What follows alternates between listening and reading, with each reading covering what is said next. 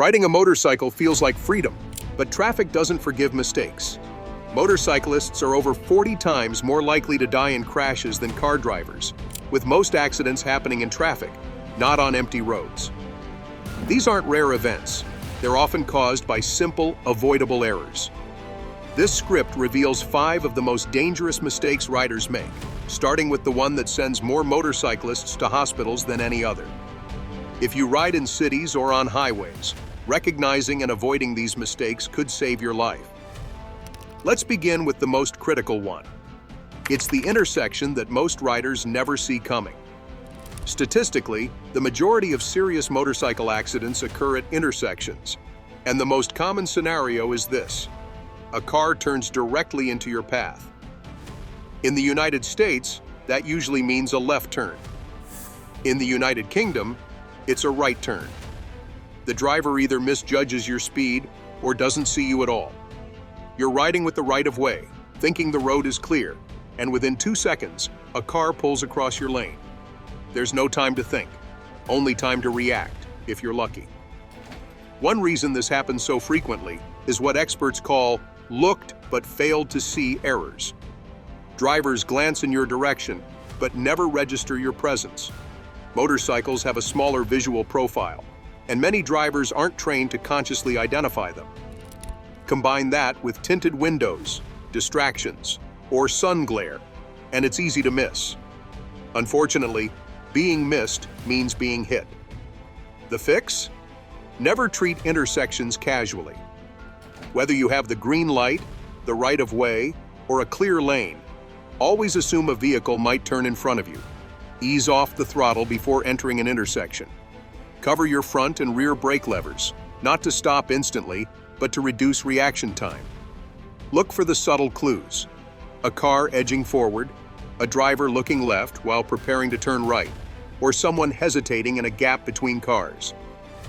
Also, try to make yourself more visible. Keep your headlight on, wear reflective gear, and use a high-visibility helmet.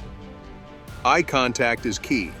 If you can lock eyes with a driver waiting to turn, do it. But if they're looking at their phone or checking traffic in the opposite direction, don't trust that they've seen you. In those cases, cover your brakes and be ready to swerve or stop. And when you see a car waiting at the crossroad, even if you're sure they've seen you, treat the situation as if they might go anyway. There's a phrase experienced riders often use: ride like you're invisible. It's not about fear, it's about control. Anticipation is your best defense. Some riders get too comfortable with traffic lights and predictable patterns. But intersections are unpredictable by nature. Drivers get impatient. They race yellow lights. They misjudge gaps in traffic. So while it's easy to think, "I've got the right of way," that mindset can make you complacent. Complacency is dangerous. Intersections are where visibility, reaction time, and traffic flow collide. In a car, a misjudged turn might cause a fender bender. On a motorcycle, it might cause a funeral. This is why this mistake tops the list. It's not just common, it's deadly. But the solution lies in developing a habit of scanning, of slowing slightly, of covering your brakes, and of reading the road like a chessboard, always anticipating the next move. With intersections covered, it's time to look at a close second on the danger scale, one that doesn't require another vehicle to make a mistake. Sometimes riders push too far on their own. They ride faster than the traffic around them, or they overtake in tight gaps, assuming they're in control. But the truth is, when speed and mixed traffic meet, control becomes an illusion. Speed and confidence can be a deadly mix when you're riding in traffic. Too often, new riders get comfortable with the throttle before they've fully learned what their bike and the road can do. Riding faster than the conditions allow is one of the most common causes of serious motorcycle crashes, and the consequences escalate dramatically when traffic is involved. A sudden lane change, a stopped car, or a tightening curve can turn a fast ride into a fatal one in less than 2 seconds. It's a common mistake. The road opens up, the rider sees a gap, and they twist the throttle just a bit more than they should. But what feels like confidence is often just inexperience disguised as control. According to the United States National Highway Traffic Safety Administration, speeding is a contributing factor in more than 1/3 of fatal motorcycle accidents. And this isn't limited to racing down the highway. It includes going too fast for traffic conditions, curves, or poor visibility. In city traffic, riding even 10 miles per hour faster than the surrounding cars can put you in a danger zone. It gives you less time to react to brake lights, pedestrians, or merging vehicles. On the highway, that extra speed can hide just how fast your stopping distance increases. What you could stop from at 30 miles per hour may take nearly double the distance at 50. Add rain, oil patches, or uneven pavement, and your chances of losing control go up with every extra mile per hour. Corners are another silent danger zone. Many riders, especially new ones, underestimate how quickly a gentle bend can turn into a tight curve. You enter too fast, panic, chop the throttle, or grab the brakes mid-turn, and suddenly the bike is no longer under your control. In many cases, riders who crash in curves aren't speeding in the legal sense.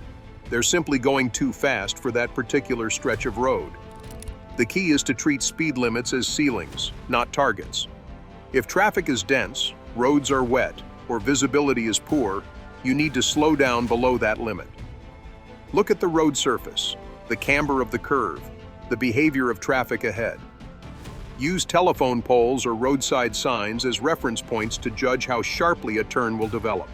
If you're unsure, always slow before the curve. It's much easier to accelerate out of a bend than to recover from entering it too hot. On straight stretches, speed can also be misleading. The faster you go, the narrower your field of vision becomes. This is called tunnel vision, and it means your ability to spot side hazards, like a car edging out of a driveway or a pedestrian stepping off the curb, is reduced. Your brain simply doesn't process those inputs quickly enough at high speed. This is especially dangerous in urban areas, where the environment changes every few meters. It's also important to remember how your bike reacts at different speeds. At higher speeds, everything becomes more sensitive. Brakes, steering input, suspension bounce. A minor twitch or bump at 30 miles per hour might be unnoticeable. At 60, it could throw your line off completely. The faster you ride, the more precise your control needs to be. But most riders don't practice control at speed. They assume it'll come naturally. That's a mistake. Practice your braking distances in a controlled environment. Get familiar with how your bike learns and responds at different speeds. Use both brakes consistently, and never rely solely on the rear. If you enter a turn too fast, stay calm. Don't chop the throttle or slam the brakes. Gently roll off the gas, lean smoothly, and let the bike settle into the curve. Panic is what causes crashes. Calm correction prevents them. One more point about speeding. It changes how other drivers see you. A car driver pulling out from a side street might judge your position correctly, but assume you're riding at 30 when you're really doing 50. By the time they turn, you're already on top of them. That's how a split-second error becomes a head-on crash. Your speed doesn't just affect your reaction time, it affects theirs too. In short, ride at a pace that gives you margin, not just to react, but to think. Speed is part of the thrill, but control is what keeps that thrill from turning into tragedy. And once you begin to understand how speed affects your safety, the next mistake to look at is one that happens at much lower speeds, but with equally high risk. Riding too close to other vehicles might seem harmless, especially in slow traffic, but it's one of the leading causes of serious rear-end collisions involving motorcycles. Riding too close to the vehicle in front is one of the quietest but most dangerous mistakes a motorcyclist can make. It doesn't have the drama of speeding or the shock of a turning car, but it causes countless injuries and fatalities each year. In traffic, distances shrink, lanes get tighter, attention spans drop, and yet many riders still follow cars and trucks at a distance better suited to a bicycle than a motorbike. A minor tap between two cars might mean a broken light. That same tap on a motorcycle can send the rider flying. The physics are simple. A motorcycle, while more agile than a car, has less mass to help absorb impact. If a car in front brakes suddenly, you don't just hit it, you go over it. Worse still, the car behind you may not react in time either. That's why experts consider following too closely one of the most avoidable and lethal habits in traffic. It often starts with impatience. You're trying to keep up with the flow, or you're frustrated by slow-moving traffic. Maybe you're filtering in and out, looking for a better lane, and end up right behind another vehicle. But by placing yourself too close to their bumper, you've cut your reaction time in half and doubled your risk. The general rule for safe following distance is simple: 2 to 3 seconds in city traffic and more on highways. Pick a marker on the road, like a signpost or shadow. When the car ahead passes it, count 1001, 1002. If you pass the same marker before finishing that count, you're too close. On the motorway or in rain, extend that to 4 seconds or more. It's not about numbers, it's about giving yourself a window to react. Now consider this. The average reaction time for a human is roughly 1.5 seconds. If you're tailing someone by only 1 second, by the time you even realize they're braking, it's already too late. Unlike cars, motorcycles don't have crumple zones. There's no seatbelt or airbag. Your only protection is the space you maintain and the decisions you make before the crash begins. Another risk is uneven road surfaces. If the driver in front swerves suddenly to avoid a pothole or debris, and you're too close, your only options are to slam on the brakes or swerve blindly, both of which can be fatal. You need time and space to choose a line of escape. Crowding doesn't give you that. And then there's the rear. Many riders focus so much on what's ahead that they forget to consider what's coming from behind. At stoplights, don't just roll up directly behind the next vehicle and go neutral. Instead, stop slightly off-center, keep your bike in gear, and cover the clutch and rear brake. This puts you in a position to accelerate out if you see a vehicle approaching too fast from behind. Flashing your brake light with small lever taps can also alert inattentive drivers that you've stopped. One additional strategy is lane positioning. In multi-lane roads, choose the lane and the position within that lane that gives you both an escape route and a visibility buffer. Riding dead center behind a van means you can't see ahead, and cars behind can't see you. Instead, ride offset to the left or right, depending on traffic. This increases your field of vision and makes your silhouette larger in rear-view mirrors. Riders sometimes assume that being close to the car in front makes them safer from being rear-ended. But the opposite is true. If you're too close to brake safely and get pushed from behind, you become a pinball, bouncing forward and potentially off the bike. Maintaining space both ahead and behind gives you options. And on a motorcycle, options are survival.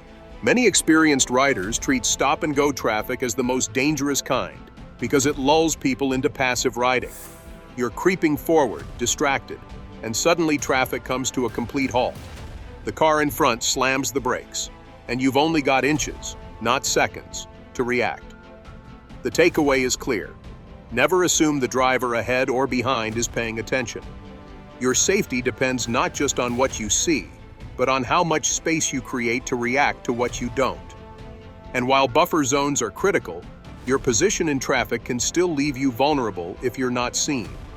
That brings us to the next mistake, one that involves weaving between cars and lingering where drivers never think to look. Filtering through traffic or riding in blind spots might seem like a shortcut, but it often puts you right in harm's way.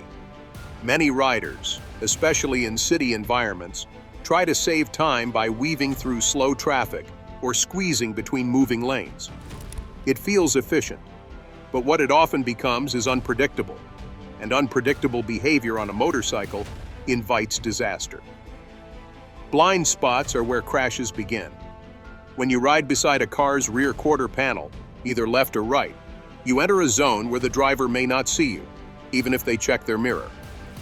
Add tinted windows, poor lighting, or driver inattention, and you effectively become invisible. A slight lane drift or sudden merge can send you into the curb or another car with no warning at all. The simple rule is this: if you can't see the driver's eyes in their side mirror, they probably can't see you. If you're riding alongside a larger vehicle, like a van or truck, the risk grows. These vehicles have massive blind spots on both sides and take longer to maneuver. If they move without noticing you, you won't have much time to get out of the way. Riding in blind spots becomes even more dangerous when paired with unpredictable filtering. In many regions, filtering or lane splitting is either illegal or only permitted under very specific conditions. For example, in California, lane splitting is allowed, but only at low speeds and in safe conditions. That means wide lanes, slow-moving cars, and good visibility. But many riders take that as a license to weave between cars, even at high speeds, or in places where there's no legal protection at all. One common mistake is filtering between moving traffic and parked cars. This is especially risky because you introduce two variables: drivers in the traffic lane and potential door openings from the parked side. A driver opening their door without checking their mirror creates a trap you can't see coming. The same goes for pedestrians stepping into the street without warning. At that point, your options for swerving or braking are limited and often unsafe. Another risk is vehicles that shift unexpectedly. In slow traffic, drivers often change lanes without signaling. They're frustrated, looking for a faster lane, or distracted by their phones.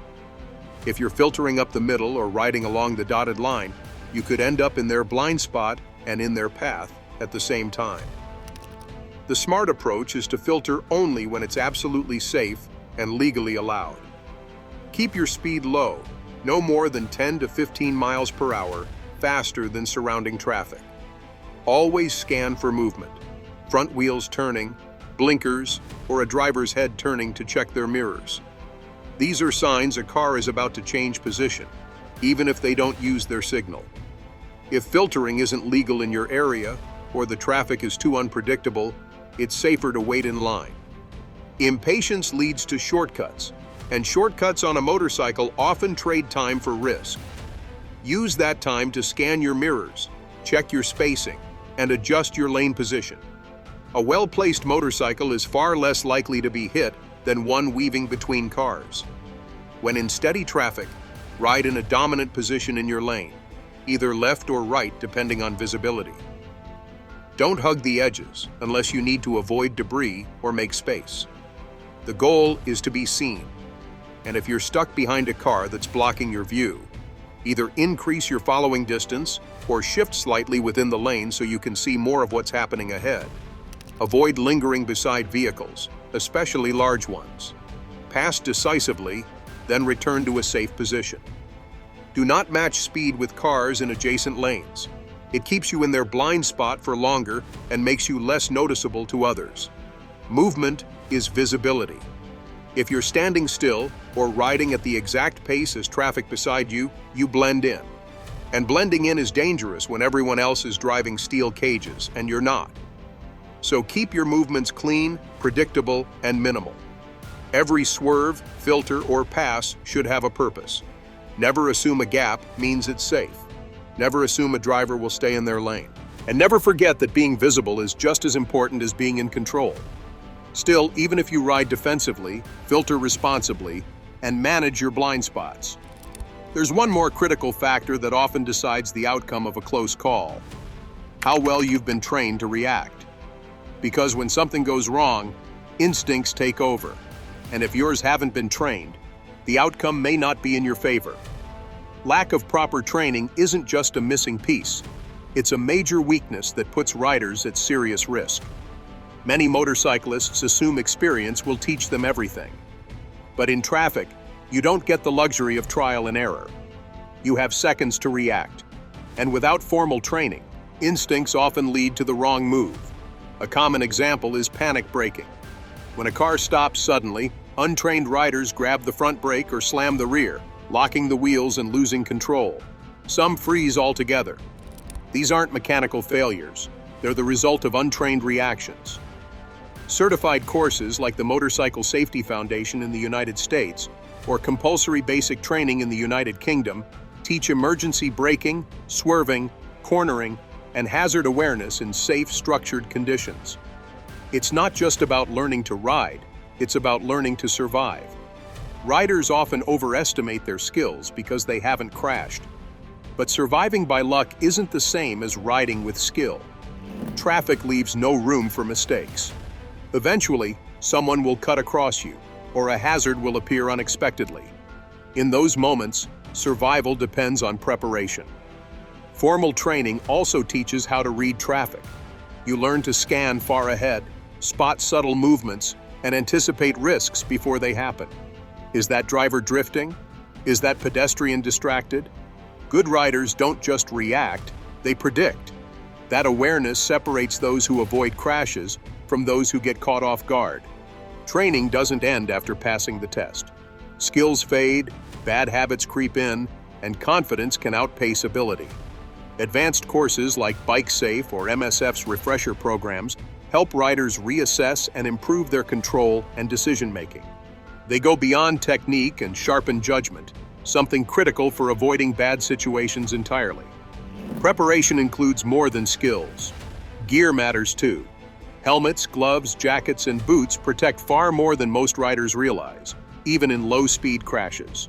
Proper equipment, a roadworthy bike, and good mental focus reduce risks before the engine even starts. And recognizing when not to ride, when you're tired, angry, or distracted, is just as important as knowing how to ride. If you've never taken proper training, start now. If it's been years since your last course, take another. There's always more to learn. On a motorcycle, the line between control and chaos is thin. Skill keeps you on the right side of that line, and skill only comes from training, not time alone on the road. With that, we have reached the end of today's video. If we have come this far with us, be sure to check out other videos on the channel.